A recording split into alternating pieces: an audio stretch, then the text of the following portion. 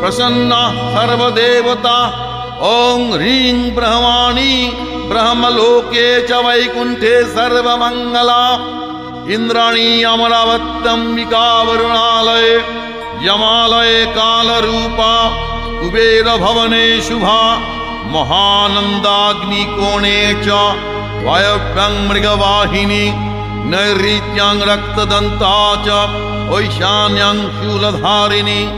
पतले वैष्णवी रूपा सिंहले देवमोहिनी। सुरसा च मणिदीपे लङ्कायां भद्रकालिका। रामेश्वरी सेतुबन्धे विमला पुरुषोत्तमे। विरजा औड्रदेशे च कामाख्या नीलपर्वते।